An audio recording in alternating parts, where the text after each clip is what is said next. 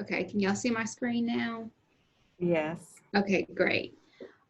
Good morning, everyone. Thank you, Bambi, for giving us the opportunity to present today.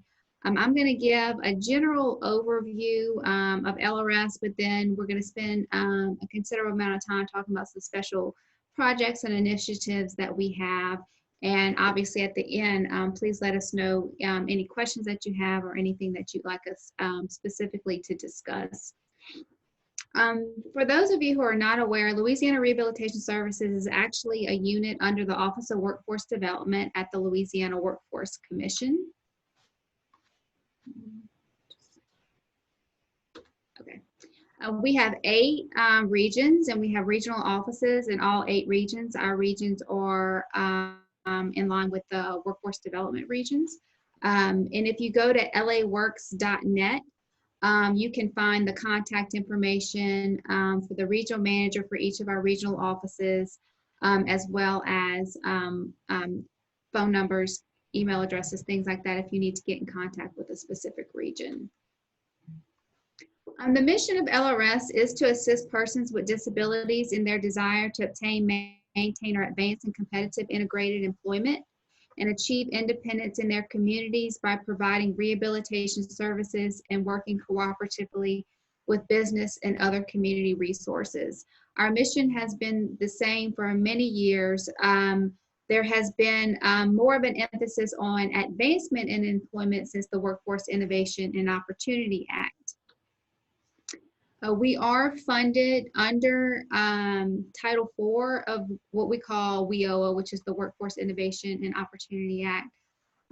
We are actually federally under the Department of Education, the Office of Special Education and Rehabilitative Services, and the Rehabilitation Services Administration. So that's just kind of how we're funded at the federal level. We're funded 78.7% federally and 21.3% state. We do have to have the state match in order to draw down those federal funds. So for every dollar that we receive in state general funds, we receive $3.69 in federal funds as a match. So that's just to kind of give you an idea of how we're funded. There are several programs under LRS. Our main, our flagship program that most people are aware of is the Vocational Rehabilitation Program.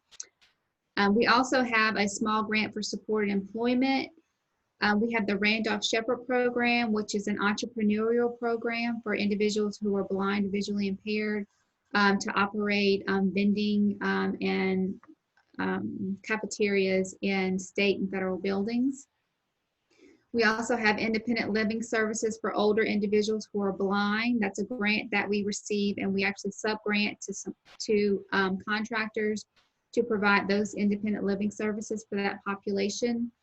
And then we also have Independent Living Part B, which is also subcontracted to our independent living centers to provide independent living services. One thing that I know has been mentioned already during the conference is pre-employment transition services.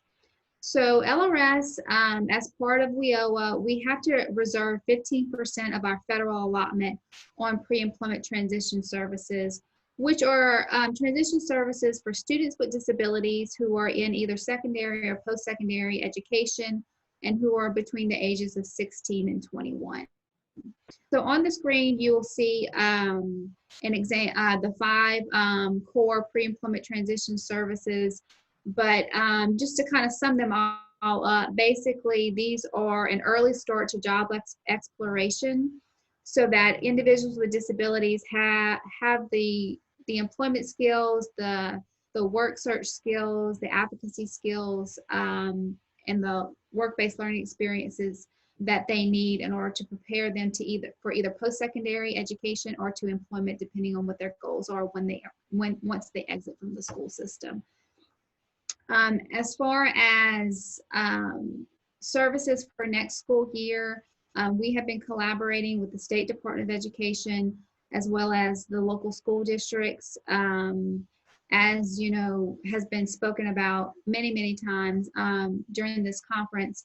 This year is going to be especially challenging in the school districts, just with the pandemic, the different restrictions So we are working with our local school districts to figure out the best plan for their particular schools as to how we can provide these services to the students with disabilities in their schools.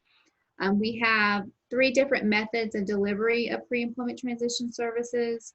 Our rehabilitation counselors employed at LRS can provide these services directly. That could be in schools or virtually. We have community rehabilitation programs that can provide these services. And we also provide these services through third-party cooperative arrangements, which is basically just an arrangement where the school district and LRS have a contract, and the school district is able to employ a transition specialist to provide pre-ets for their school district. So for schools that are not already established in how we provide those services, we're reaching out diligently to be able to make sure that we provide those services to all schools across the state. Just some general information about LRS. I mean, we serve a broad range of disabilities. They have some examples on the screen, anywhere from physical disabilities, behavioral disorders, traumatic head, brain injury, developmental disability, spinal cord injury. We help all individuals with disabilities that need our services. On the screen now is the VR case process. You can call into any of our regional offices to make a referral. After that referral is made, then we have the application, which is the initial interview, where we interview the consumer to figure out what services they need, what is their disability, what limitations do they have, and we get all the assessments and evaluations that we need to establish eligibility. And once we establish eligibility, then we move on to planning and service provision. And obviously, the most important thing is successful employment at the end of their employment plan. I'm not going to spend too much time on that, but if you have any questions at the end, please let me know. For the eligibility criteria, basically you have to have a disability that results in a substantial impediment to employment. You have to be able to benefit in terms of an employment outcome and require VR services to enter, engage in, advance in, or retain gainful employment. LRS is under an order of selection. And what that means is that just depending on our funding, we may have to close categories. We are required, as we should be, to serve individuals with the most significant disabilities first. So the order of selection provides a process that makes sure that those individuals are prioritized. So if we do not have enough funding to provide services to all individuals that are referred to us, then we are able to close categories to ensure that funding is available for the most significant disabilities first. We have 5 orders right now, meaning 1 being the most significantly disabled and 5 being non-significantly disabled. Right now, the first 4 are open and order selection group 5 is closed. However, right now we do not have a waiting list, so there's no individuals on our waiting list right now. So I just explained the different order selection categories. I'll just leave that on the screen for just a second so you can see. Order selection group 1, the most significantly disabled, you have to have 4 or more functional capacity areas affected to be in that particular category, and then it goes down from there.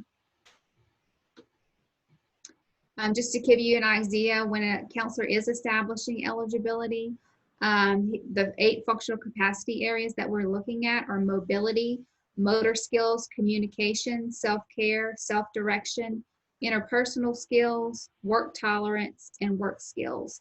So the counselor is using medical documentation as well as the information that the consumer provides during their initial interview to determine which of these areas they have severe, non-severe functional limitations in to establish eligibility. Once eligibility is determined, and if you're in a group that we're currently serving, then we start working on your plan. The counselor and the consumer work together to identify, decide, and develop a career pathway. We look at the consumer's interests, their strengths, what their abilities are, and determining what's an appropriate vocational goal. And we also look at labor market information because we don't want to prepare individuals for jobs that are not available in Louisiana's labor market because that would be frustrating to the individual. So we help them to make informed decisions using the available labor market information so that they can make a good choice in what career path they want to take. And as always, the primary service in LRS is vocational guidance and counseling. So throughout the process, we provide vocational guidance and counseling. Here's a list of, we have a wide range of services. Services are individualized depending on the person's need. But services that we provide include the guidance and counseling, mental or physical restoration, training services, rehabilitation, technology, home modifications, vehicle modifications, and pre-employment transition services. Support employment, which support employment, for those of you who are not aware, that's the service that we provide if individuals need job coaching on the job and they need long-term services, that support employment. If they don't need the long-term follow-up, we do time-limited job coaching or on-the-job training services. And Angela will be talking later about customized employment. We also do small businesses, occupational tools, accommodations, work readiness, and post-employment services. Some of our services are based on financial need. We have a list here of what services are based on financial need. Something exciting that I can share with you all is that we recently changed the rule on our financial need criteria. Prior to this rule, we looked at the poverty guidelines and we allowed up to 250% over those guidelines. We were able to provide cost services for the services based on financial need. And now we have the flexibility to increase that from 250% to 500%, depending on our funding. And right now we have increased it to the 500%. So basically we have doubled the amount that you can make or a family can make and still receive cost services from LRS. And yes, this is the new financial need criteria. So I'll leave that on the screen for a minute here so you can see it. So prior to this rule change, it would have been half of this. So that this definitely increases our ability to serve more individuals. And we kind of talked about planning. Basically, once an individual is eligible and we've identified the services that they need, we write what is called an individualized plan for employment, which is basically the consumer's roadmap that results in gainful employment and independence for the consumer. As I stated before, but I want to say again, I mean, services are individualized based on that particular individual's need. This is just some more information on supported employment. We are on a milestone system, meaning that vendors are paid based on outcomes. But this service is for individuals with the most significant disabilities who are going to need that extra support on the job. Job readiness and placement, we typically provide to all of our consumers who don't need support employment services, and these are basically giving them the soft skills, the interview skills, just those skills that an individual needs to be able to obtain and maintain employment. And obviously the end result is successful employment, and we follow up with the consumer for at least 90 days once they're employed, and the counselor continues to provide guidance and counseling to the consumer as they adjust to the work environment. And if the consumer needs something after they go to work and after the case is closed that doesn't necessitate a new case, we do also offer post-employment services. Just some information on the Randolph Sheppard program. I mentioned it earlier. It's an entrepreneurial program for individuals who are blind. If you have ever visited any of the cafeterias in the state building, like the Claiborne building, the Department of Revenue, those are all manned by the Randolph Sheppard program. So blind vendors provide those services. We also have the Independent Living Program, which provides services to individuals with significant disabilities so that they can remain independent in their homes. So it reduces dependency on others for routine activities. So those services are also provided by our vendors. This is our website, www.laworks.net. If you look at the top, you'll see there's a tab for Louisiana Rehab Services that has a link to all of our procedures, our policy, and to our regional office staff contacts. So now I'm going to turn it over to Shelly Hebert, and she is going to talk to you about some of the virtual changes that we've made as a result of the pandemic, but things that I think are going to help us moving forward, no matter what happens. So thank you, Shelly, and I'll turn it over to you. Thanks, Melissa. Yeah, the big question is, how has COVID-19 affected our consumer contact? Well, during the beginning of this pandemic, when offices were completely closed, we had to quickly transition to virtual services. This was not something that we did in the past, but it was something that was definitely necessary. Our staff learned how to use Zoom, like we're doing today, Skype for Business, to meet with consumers. They learned how to capture signatures electronically through Adobe at first, and then through Zoom, and now we can capture them through our case management system. We were training staff while they were at home to navigate this new virtual process we have in place. Currently, offices are closed to in-person consumer meetings, so we're still utilizing virtual procedures to continue providing services. So let's talk a little bit about those services. Melissa mentioned the services that we provide here at LRS. So I just want to mention a couple of them that we can completely do virtually. First of all, referrals. We can definitely take a referral virtually. We can take it over the phone. And one of the things that we do when we're taking a referral is we are asking the preferred method of communication. What is your preferred method of communication? Because times are changing, people are getting more technology friendly, some maybe not. So do you prefer email? Do you prefer phone calls, text? You know, what is your preferred method of communication?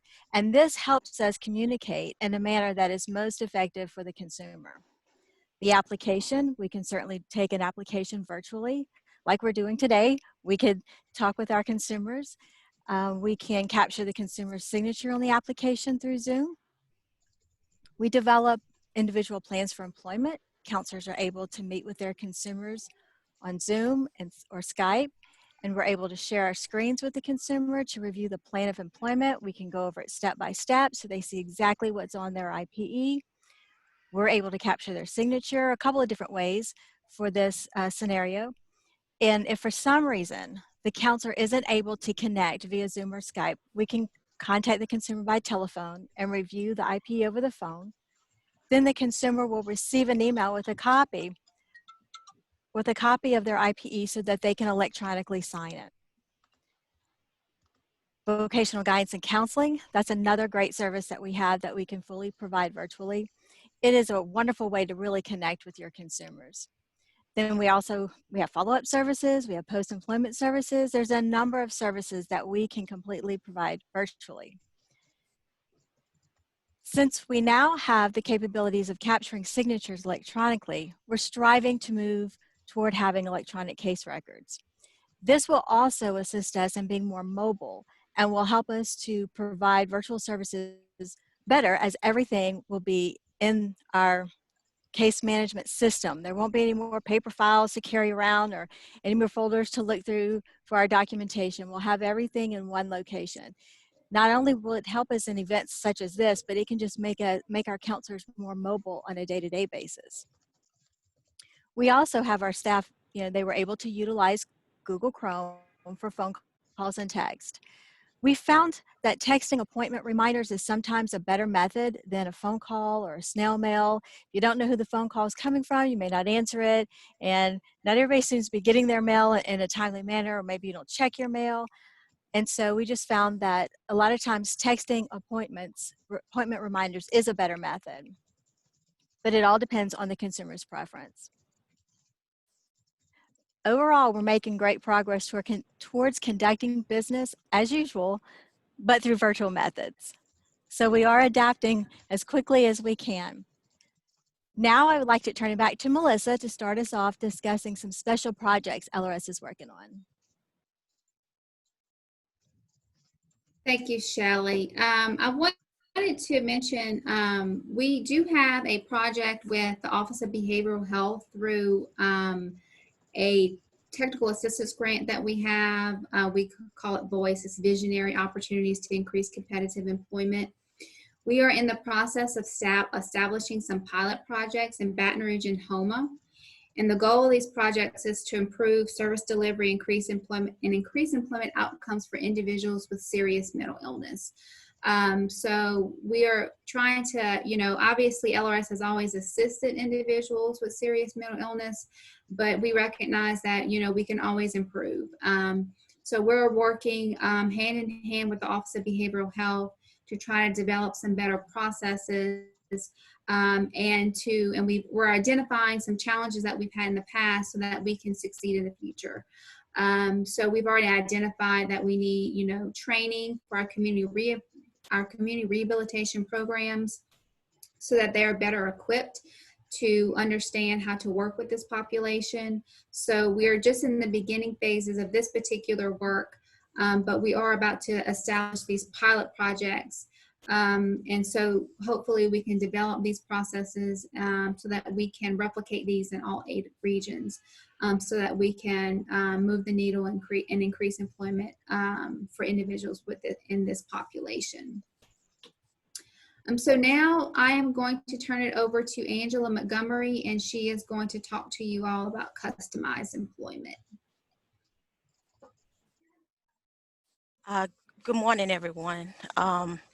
Before I get into customized employment, I need to talk a little bit about the Workforce Innovation and Opportunity Act, which was legislation that was passed in 2014 by the Obama administration, with one of the primary goals being to provide employment opportunities for individuals who have had barriers to employment, which of course would include individuals with disabilities.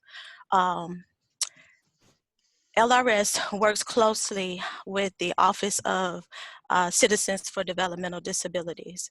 The WIOA also propelled, if you will, the push for the transitioning of individuals with intellectual and developmental disabilities who are working in sheltered employment, to move those people from sheltered employment into employment opportunities in the community with competitive wages. So customized employment is a way that can be, a tool that can be used to do that. And it was actually added, the WIOA actually added customized employment to the definition of supported employment, which is a service that's been around for a while. But customized is new to LRS and it's new to Louisiana. To define it, the Workforce Innovation and Opportunity Act defines customized employment as the competitive integrated employment of an individual with a significant disability that's based on an individualized determination of the strengths, needs, and interests of the individual with a significant disability, and is designed to meet specific abilities of the individual with the significant disability and the business needs of the employer, and is carried out through flexible strategies such as customizing a job description based on current employer needs or on previously unidentified and unmet employer needs, developing a set of job duties a work schedule, specifics of supervision, including performance evaluation and review, and determining a job location. Representation by professional chosen by the individual, or self-representation of the individual, and working with an employer to facilitate placement and providing services and support at the job location. And some of the essential elements of customized employment include the negotiation of job duties. Customized employment is individualized, and it involves a job for one person. There's negotiated pay of at least the minimum wage. Customized employment occurs in businesses in the community or in businesses owned by the individual. Customized employment facilitates mutually beneficial voluntary employment relationships. Job development agents are used as a necessary to represent the employer or the employment seeker, excuse me. It's a qualitative, no-fail process that presumes that all individuals can work. And customized is self-employment or customized wage employment as chosen by the individual, and is best used to meet the needs of employment seekers with disabilities which have not been or unlikely to be successful with traditional demand-side employment. So the way that or an example that I like to use in talking about customized employment, traditional demand-side employment could be likened to purchasing a garment. If somebody needed a garment for a particular event, and they went to the store to search for that garment, you're gonna look at garments that are already made that fit your particular build. Well, customized employment can be likened to having a garment tailor-made. You would go to the tailor and they would measure you to make sure that that garment is made specifically to fit your particular build. So that's a good way to compare customized employment to traditional demand-side employment. So as I said earlier, customized is a new service. It has not been offered to individuals in Louisiana prior to WIOA. So before people can receive the services, they need to understand it. LRS staff needed to understand it. Our employment providers needed to not only understand it, but understand how to actually provide the services. And then of course, the people who can benefit from the services also need to know what it is and how it can benefit them, and of course, where to obtain it. I have to mention the Louisiana Developmental Disabilities Council because back in, I think it was about 2017, they endeavored to bring information and awareness to Louisiana, to our citizens, as well as service providers about customized employment. And as a result of that, a partnership was developed with LRS, the Workforce Innovation Technical Assistance Center, or WINTAC, and Mark Golden Associates, which is one of the leading training providers and consultants in the nation in terms of customized employment. And we began a customized employment pilot here in Louisiana in 3 different parishes within the state. What we found is that through that pilot, if you will, with Mark Golden Associates, was that it was very expensive and time consuming. So that in turn led to the Workforce Innovation Technical Assistance Center assisting us with obtaining funds to start a second pilot. And this pilot is with the University of South Florida, and LSU Human Development Center. The University of South Florida has a ACRE approved curriculum and training program, which they are using to train approximately 5 staff members from LSU Human Development Center in a train the trainer type program, to where those staff will be trained in customized employment, and then they will in turn be able to provide this training to LRS employment providers at a less expensive cost, and it will be something that is sustainable, meaning that they can provide the training on a continual basis. So this training is ongoing. COVID has, initially it delayed the start of the training, but it was just that, it was a delay, because the good thing about it is that it can be provided virtually. So it is ongoing through virtual means. And the good thing, one benefit of this training going on during this pandemic event, is that they can also identify ways that the service can be provided to clients virtually as well. So at the end of this pilot program, LSU will be able to start training other vendors around the state who can offer the service on behalf of LRS. So we're excited about customized employment training. We do believe that it can be very beneficial in providing employment opportunities for individuals who have not been able to go to work because of their significant disabilities, or they've tried it and maybe they weren't able to be successful in it. So thank you very much for listening, and I'm going to now turn it over to Nicole Miller, who will talk to you about Project Search. Hello, everybody. I'm going to talk about Project Search for a moment. It is a global program that started in 1996, and it is a collaboration between schools, state agencies, and businesses to create internships for young adults with moderate cognitive and developmental disabilities. LRS is very excited to have its first Project Search starting this school year.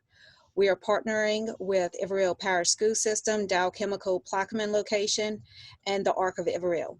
The students will participate in up to 3 unpaid internships at the host employer.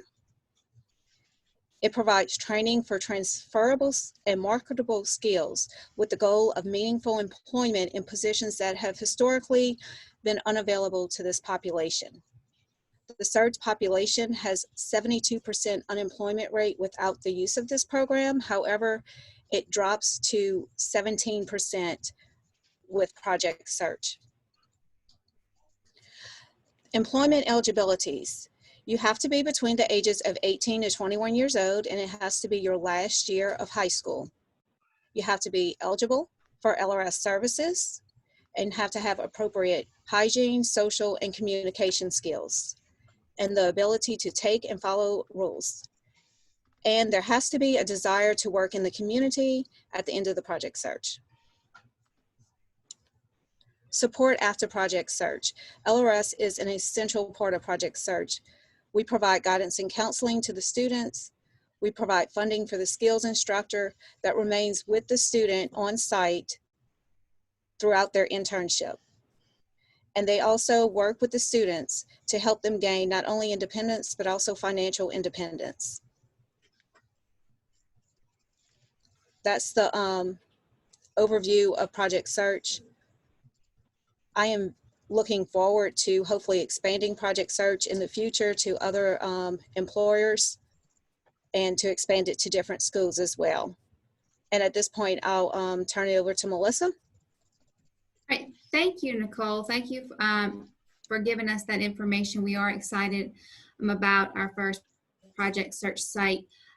So at this point, I'm going to look to see if we have, I think we have some, do we have some Q&A? Yeah, Melissa, this is Bambi. I'll ask you questions if all of you Awesome. people want to turn on their camera so we can see everyone. Okay, thank you. And I'll try and facilitate asking these questions.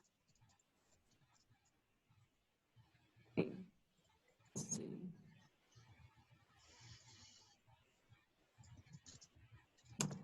Okay, who can provide pre-ed services? Nicole, do you want to take that? Nicole's our pre-ed program coordinator.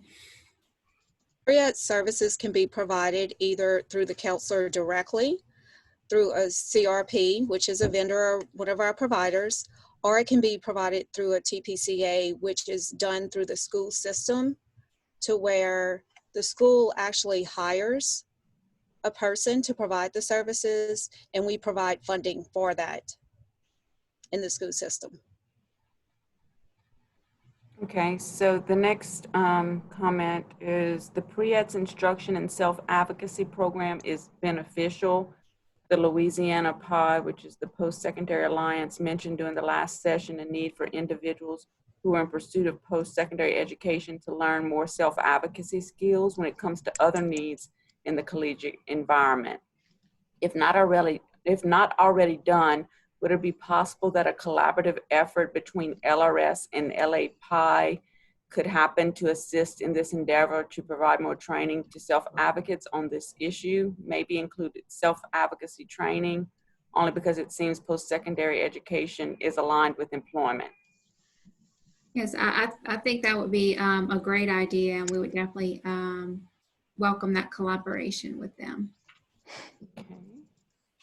And then the next question, are you providing customized employment services specifically for those with significant disabilities?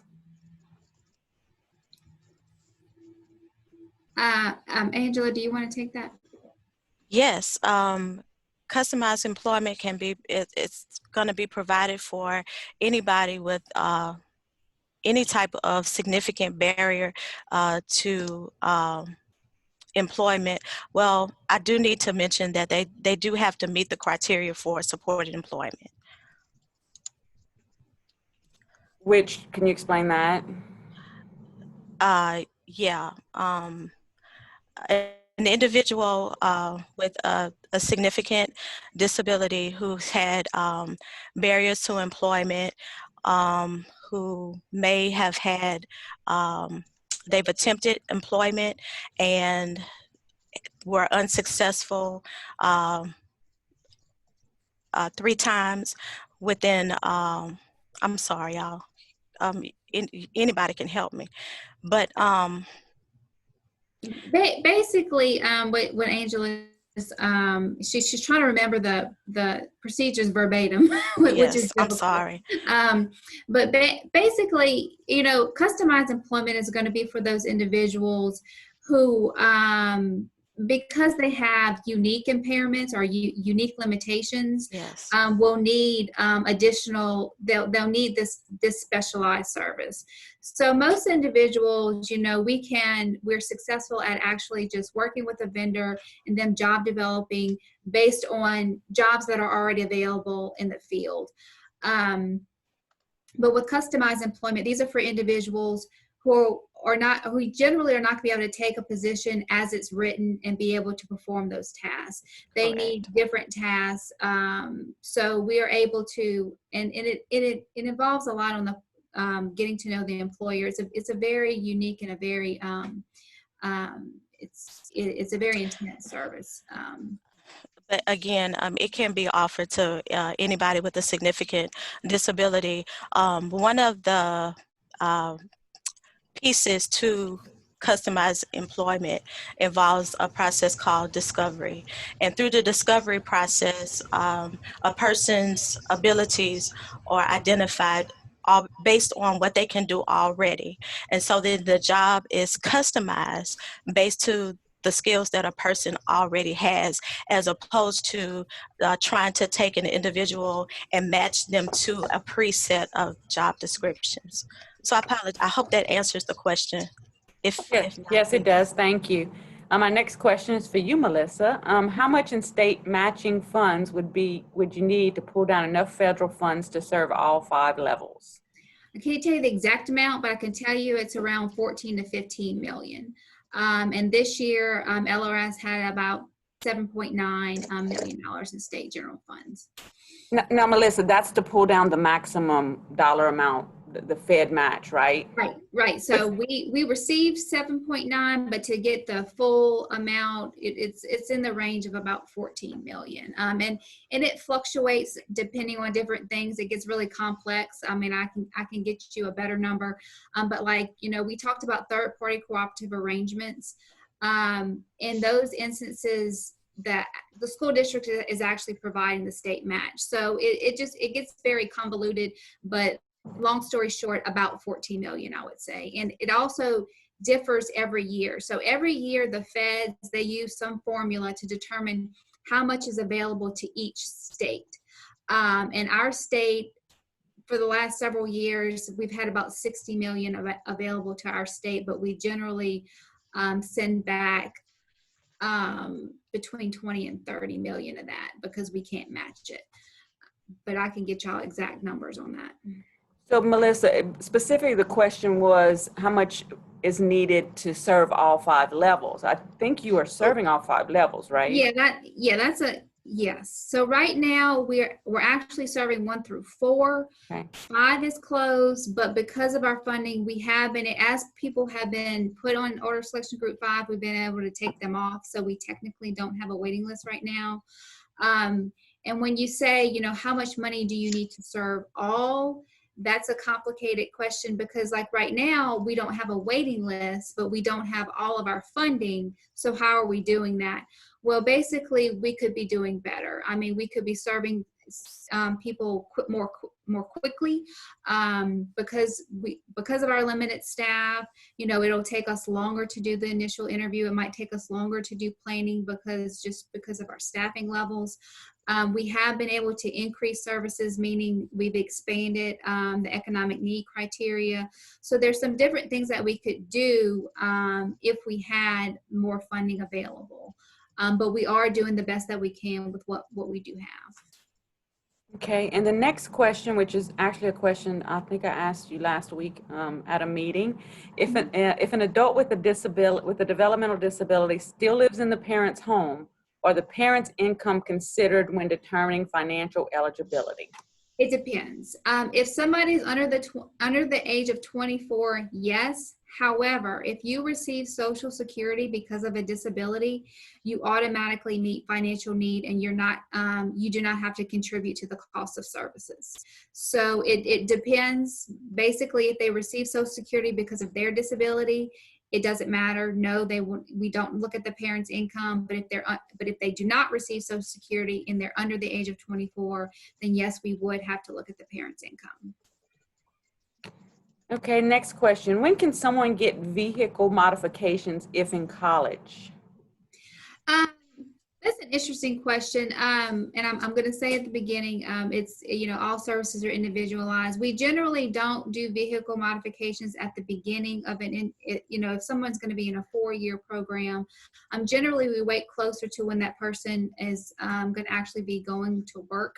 However, depending on that person's situation, if that's the only way they're going to be able to get to and from school, it would definitely be something that we would consider. Okay, what is the turnaround time for connection with an LRS counselor once a referral has been made? And how long does a counselor remain assigned to an individual in need of services? Okay, so our standard is 45 days, meaning we don't like to go over 45 days. If we can see people sooner, definitely we will. Unfortunately, depending on the region, if we are having, we have turnover. And if we have a lot of vacancies in a region, sometimes that might be over the 45 days, but we generally don't want to go over the 45 days. Your counselor should not change, but we have counselor turnover. We have counselors who take different positions, different things like that. So it really just depends on the situation, but generally when you start with a counselor, you should stay with that particular counselor unless something like that occurs. So for, we have a comment from someone who does work with veterans. Who would the person need to contact in the future to set up an outreach to speak with LRS? But our veterans coordinator here is Brenda Bora, and I know Bambi, you're familiar with her. She's our veterans representative for LRS, so we can get you some contact information for her. Okay, let's see. So the question is, why can't LRS create a plan to spend most of the money so that a lot of it does not go unspent and return back to the federal government? Okay, let me clarify. We don't send money back because we don't spend it. We send money back because we can't draw it down because we don't have the state general funds. So, I said that, maybe I was too confusing earlier. When I said we would need about 14 million to draw all of our federal funds down, but we only receive about 7.9 million. But we do return, we say we return it, we never actually receive it, but we call it we returned it because it is available to LRS. Mabel wants one too. But that's actually, we just were never able to draw it down because we don't have the state general funds to draw those funds down. I hope that clarifies that. Yes. We have another, I guess to be the last one. You lost approximately $1 million last fiscal year, and another roughly $1 million this fiscal year in state general funds. How has that impacted services? We did not lose any funds this year, so maybe I'm not understanding. We were levelly funded this year. We did take a minor cut last year, but I mean, that's what the order of that's why we have the order of selection. But we have been able to, we've been able to do what we need to do with the funding that we have. I mean, if we had more funding, then maybe I could hire some additional counselors, which would reduce all your wait times and things like that. But we do try to manage the best that we can with the funds that we have. And that, we're at the end of our time. And so we really appreciate you being here. Do you have any closing comments or anything? No, but thank you again, Bambi, for inviting us to present. If any of you ever have any concerns, any questions about LRS, please feel free to reach out to me. We are trying, we're always trying to improve and make services better at LRS. So we always welcome any comments and suggestions. But thank you so much for allowing us the opportunity to present to this group. Thank you. Thank all of you. Thank you. So now we're going to break for lunch. Our next session, our lunch will be really short because we're trying to jam all the information we can into the schedule. And so our next session will start at 12:30. We'll end our YouTube streaming, and we'll start another YouTube streaming for the 3 afternoon sessions, which start at 12:30. So if you're on YouTube, you can go ahead and log out and just go back to our channel, and we'll have a new streaming happening then.